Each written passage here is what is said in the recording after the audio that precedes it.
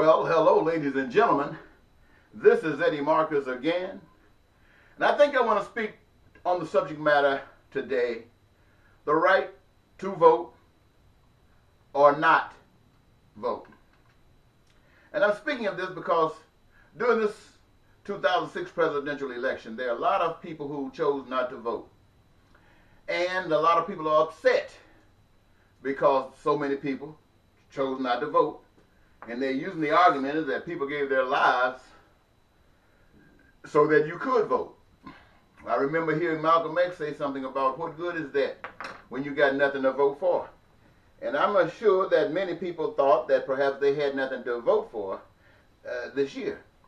And one of the reasons that I come to this conclusion is I was watching a program on YouTube today, or social media, and they were talking about, well, the guy who was hosting the show, it has to do with a sports show.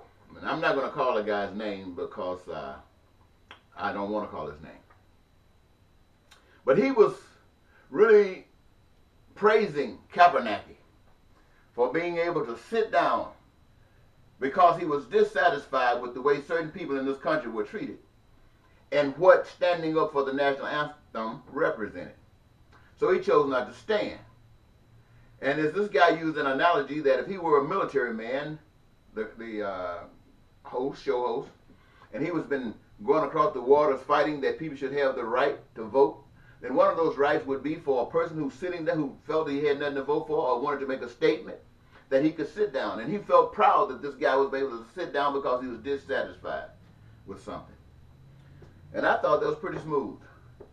I turned to another episode and he was talking to T.I. Now, I'm not a hip-hop fan or whatever kind of music T.I. is involved in, but I do have teenagers. So they're quite familiar with T.I. And T.I. and his responses to the questions that were given were quite right on the money.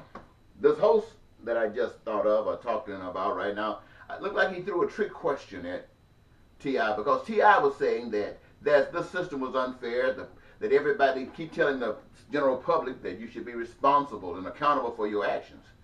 And they will take you straight through that little mob line. They don't care what you think about it. That's what you will go through if you violate what they figure that you should do. And his response was, if it's for me, if it's for us, then why isn't it for the cops? You know, the cops, he was saying, is that seem like if whatever they do is right. They don't have to be accountable. They just do what they do, and since you're black, you just suffer it. And the guy threw a trick question at T.I., I thought, because he asked T.I., when T.I. was talking about things like that, well, what about Chicago? Black on black crime and stuff like that. And T.I. addressed it to the point that if you're disenfranchised, if you're congregated in a certain area, and if you're being denied this benefit or that benefit, if you're just being hassled and hustled and stuff like this, then something will cause about some kind of change. And if people responded the way they did, then this was cool. Now, there was no argument there or deep getting into the conversation there. But on another episode, I saw the same guy on his personal radio broadcast.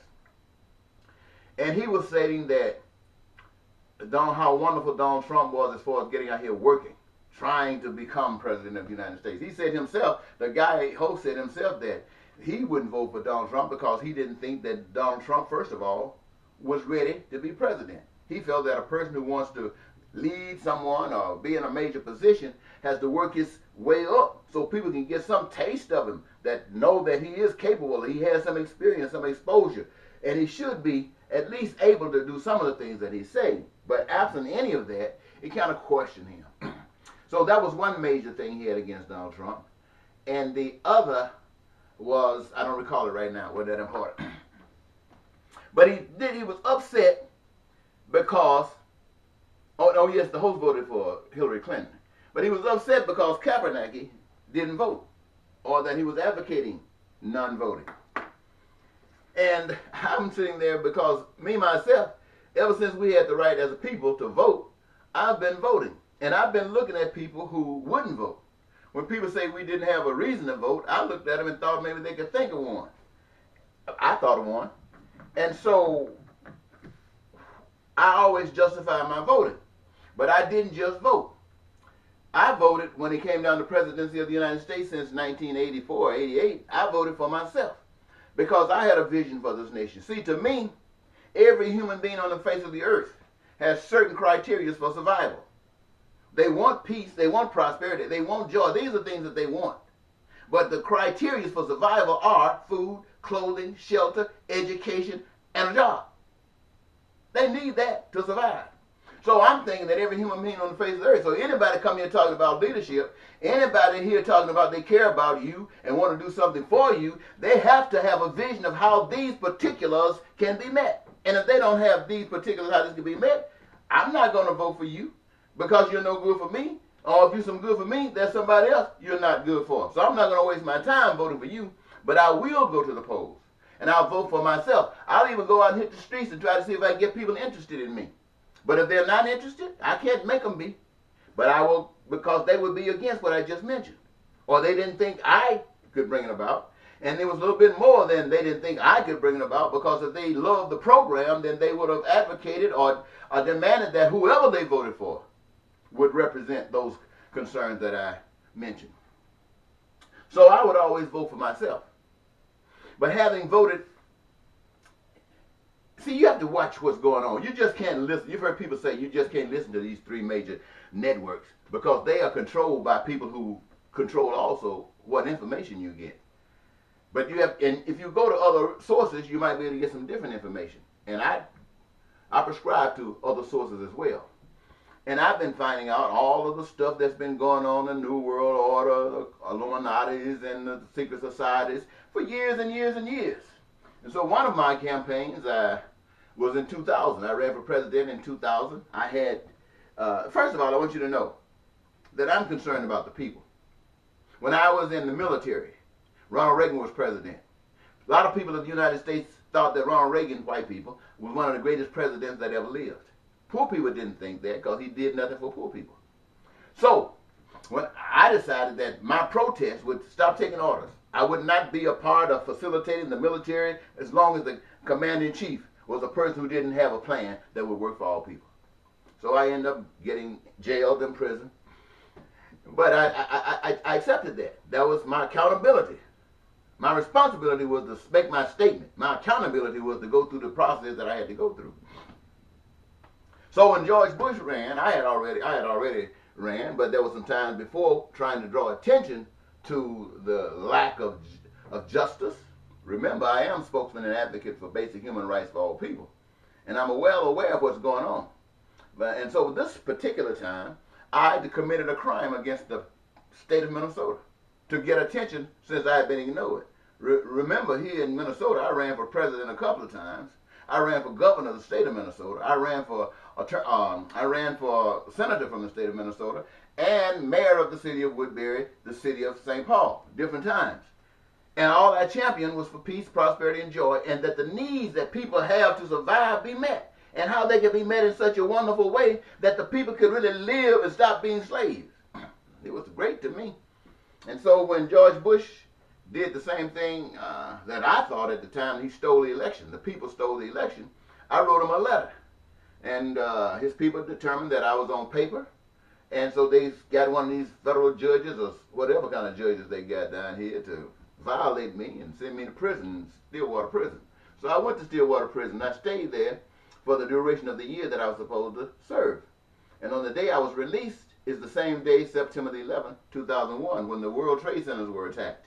And I'm standing out there wondering why in the heck am I coming back out here in America, knowing that I'm going to be speaking the same song, I'm going to be advocating the same dreams, and people have rejected it all this time. What would make them change their mind now? Would this travesty, would it help?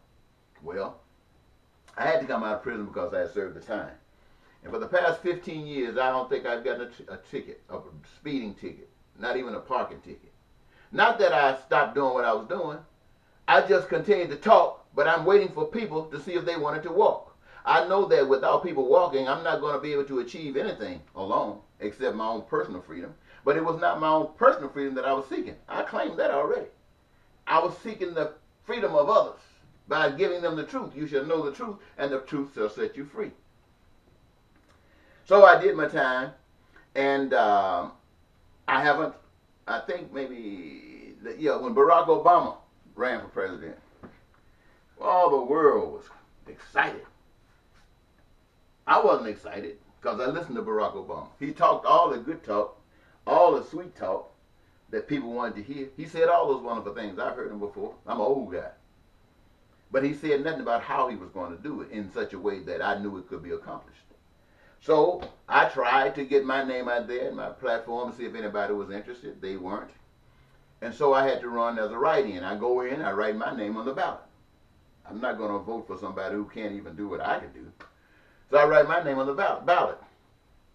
I even, when I was campaigning, going around to homes, knocking on doors, go to preachers' homes, and I've had people come back and tell me, oh, well, we don't want to hear what you're talking about. We only vote Democrat. I said, well, at the time, I'm running independent because the Democrats have failed us, and I want you to see what I'm speaking about. I'm speaking about something that God speaks about, and they were still rejected, won't even read. I couldn't leave a flyer. And now here we are when people are running, talking about Donald Trump and Clinton. One half of the nation's thinking that Miss Clinton is a criminal. You're not going to get that from major TV. But if you do your homework and go on social media, you'll find out all kinds of things that the Clintons been hooked up with, things that will make you say, what? So, me having the time to do that, because my time is committed to freedom of the people. I don't get paid for this, and I've been doing it for 36 years. So, I'm very concerned that I'm not voting for Clinton. With this stuff going on about her, they're not, saying that, well, she might say she didn't do it, but they're not trying to sue anybody. And Donald Trump, I mean, everybody jumped on him talking about how evil he was and how this and how that and blah, blah, blah, blah, blah. So I surely wasn't going to vote for him. So who was I going to vote for, and for what I was going to vote for? I couldn't go there and vote for myself again. Well, the people have established that peace, prosperity, and joy, the major things that make people happy in this life, we don't stand for that, or we don't want you to give it to us. We want it from somebody else. So I decided not to write my name in, so I had nobody else to vote for. So why would I go to the polls and vote for these people? And anybody else down the line, governors, state legislatures, mayors, and city councilmen and all of them, well, they are part of the higher order of things. All of it connected together. Boop, boop, boop, it's a link. So if I'm not represented in the top, if I'm not satisfied with that, all the stuff on the ground, not going to do anything. It doesn't really change anything. These people have been bought and sold. So I didn't vote. But I don't feel bad that I didn't vote. The thing that I feel bad about is that I had nothing to vote for. The thing that I feel bad about is that people sit up and accept anything. You know, you can just vote and vote your own slavery. When they voted for Barack Obama, black people, Barack Obama did nothing for them. Barack Obama didn't do anything more for them than George Bush or Ronald Reagan. We know Miss Clinton wasn't going to do anything because her husband didn't do anything. They thought about he balanced the budget. Black people didn't see it. They were even lost to what? They had to get all food stamps out of a little while. So, I didn't see anything there. So my purpose of coming to you today is to say this. Personal freedom is where it begins. You have to be personally free before you can understand freedom. And once you make that step, then you can understand the broader step. But until that happens, and what I see in America is that they are not free. They are abused by their jobs, their work. I mean, hard. They get as most out of them as they can get and pay them as little as they can get away with. They make them use their own vehicles to do the state job or whatever job they're doing, and only give them pennies for gas. The wear and tear of your car means nothing. Your car breaks down, what can you do? Do you lose your job? Probably, because they're not going to give you one. So you got to go get in debt to get another job, to get in debt to get a car, to keep a job. So you're not progressing any kind of positive way, as I see it. And all those things that those 20 million people stayed at home and didn't come out and vote for, I feel their pain. Those people who voted for Donald Trump didn't care what they were getting. They just were satisfied that they weren't getting another Democrat. I can understand that. And I understand why people wouldn't vote for me. People don't vote for the things that I mentioned because they don't believe in it. Most folks, you might say people believe in God, but most folks don't believe in God. Or if you say they believe in God, belief is about as simple as saying you believe in Santa Claus. You say you believe in Santa Claus, you got reasons for saying it. But you don't believe in Santa Claus, you even know better. So you say you believe in God, and you know why you say you believe in God. But the truth of the matter is, when it comes down to action, you have no evidence that you believe in God. You believe in anything but God. And so here we are in this nation, wondering where do we go from here. As spokesman and advocate of basic human rights for all people, this is what I want to say to you. With that personal freedom might mean that you would have to be treated as a slave. To be personally free, you might have to be treated as a slave.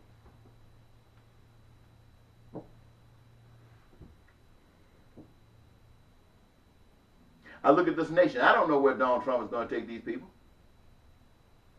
But I do know what my personal freedom will do for me. My personal freedom told me that I'm living in a nation that is asleep. I'm living in a nation that's as blind, as the old saying goes, as a bat. And I have awakened, not on my own accord, but by an outside power that entered the process, gave me stuff I never knew before, the stuff that the people don't know. So my responsibility is to the people. My responsibility is to accept what I've gotten from that unseen power and account to the people through my actions. My actions that would be different than the actions that they experience every day from others, where it is not the most positive. So, if you want the kind of things you say you want, peace, you want your dream to come true, you got to change. America is not designed to help your dreams come true. America was designed for white men, and this is not a racist statement. This is a fact. And it was not only white men, but men with money. With money. And most of those people that have money do not believe in God. And so everything that they champion, everything that they try to do is going to be to bring down, first of all, that attitude of people who say they believe in God. Because people who say they believe in God might have some limitations that they won't go beyond unless they are threatened to be abused one way or another by going to jail or being killed. They're just going to stick to their guns, but the world will put you through that same test, and you will give in. Everybody that didn't give in are dead.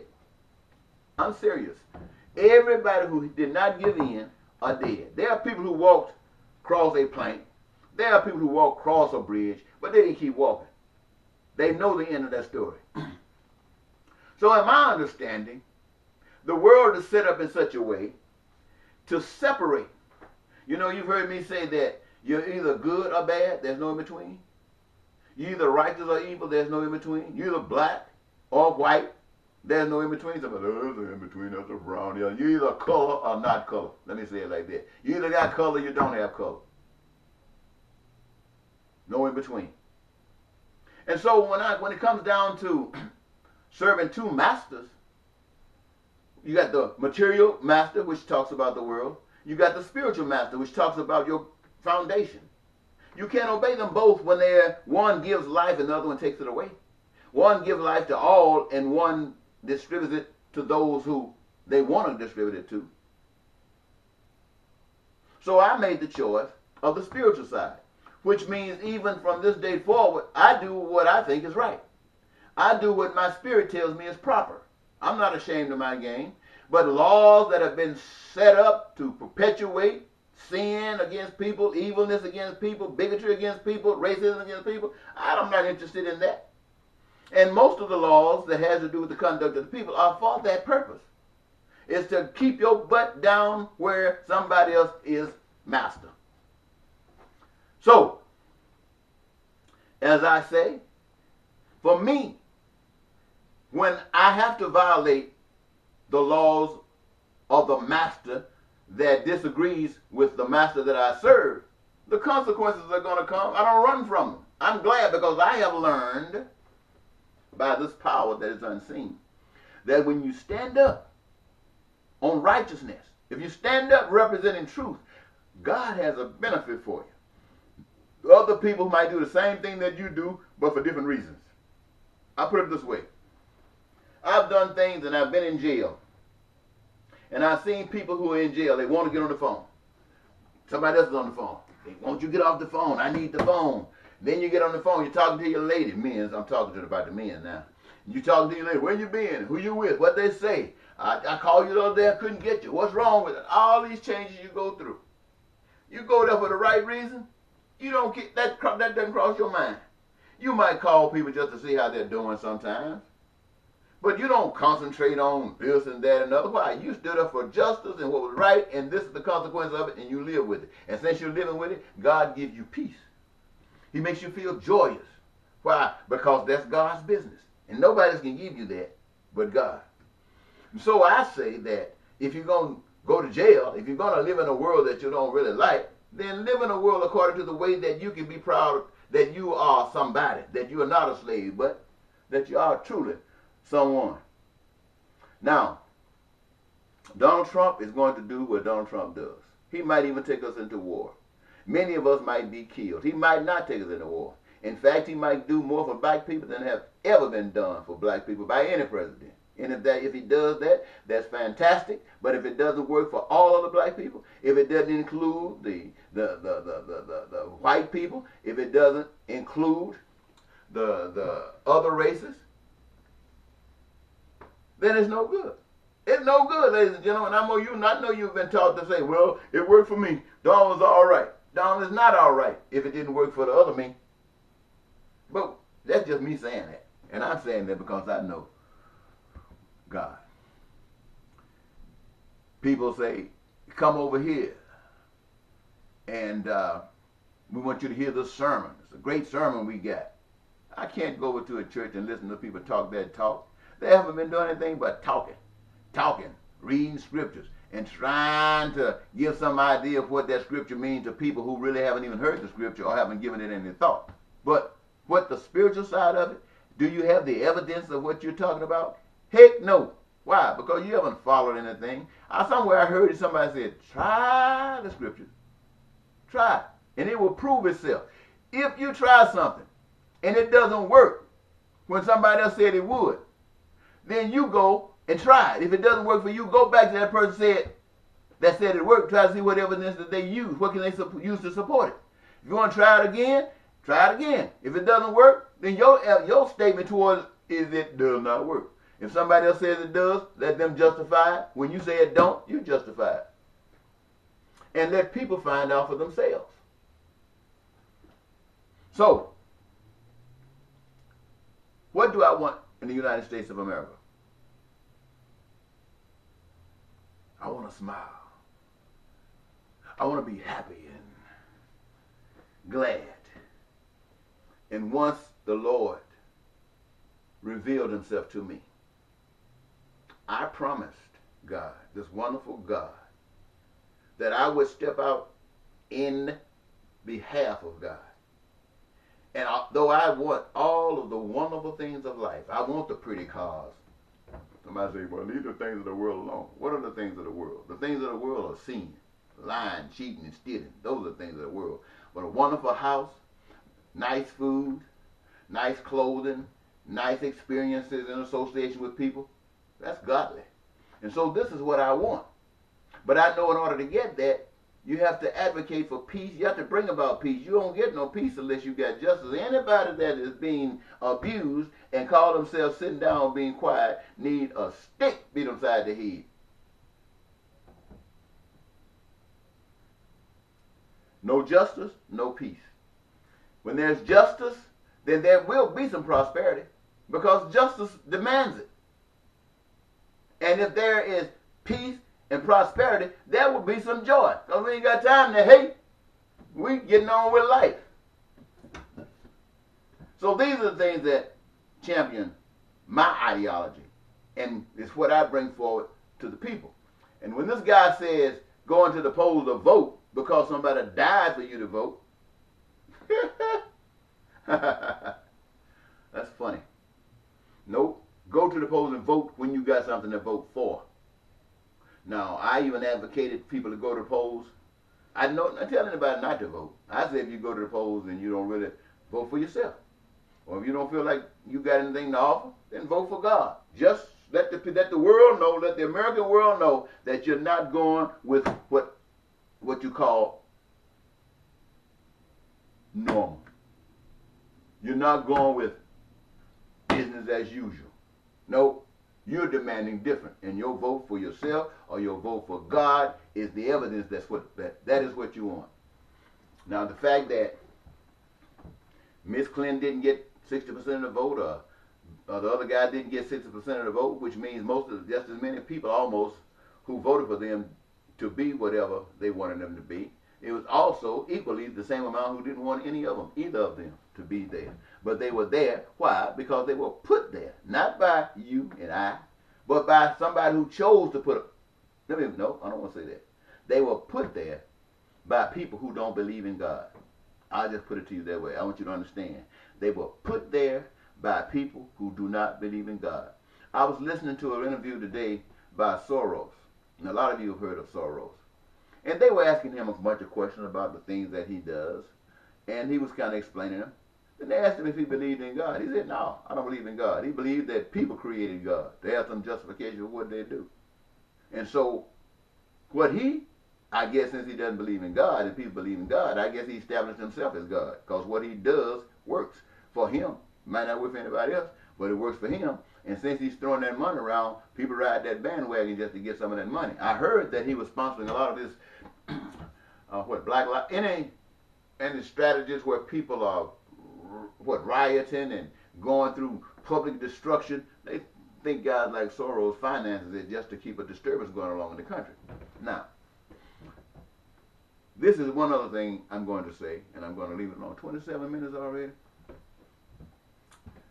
The world, my friends, was made to operate by virtue of what the Creator has provided for the people and what He has given the people to use, to facilitate the necessities for survival and the joys and pleasures of life. He's given it to the people so they can do it for one another. But those who don't believe in God came along with a substitute, themselves. But they don't think that you would consider them God because they are people just like you. So they trick you by baiting you, like going fishing. And somebody put a bait on their hook that might be a worm, it might be a tadpole, it might be a snake's head. So their bait is money. They get you caught that you can't do anything without money. Everything costs money. You can't get nothing unless you got money. And you can't get money unless you got a job. And if you don't have a job, the only other way you can get money is to steal it. Is to do black markets, go underground, all those kinds of things. That is driven.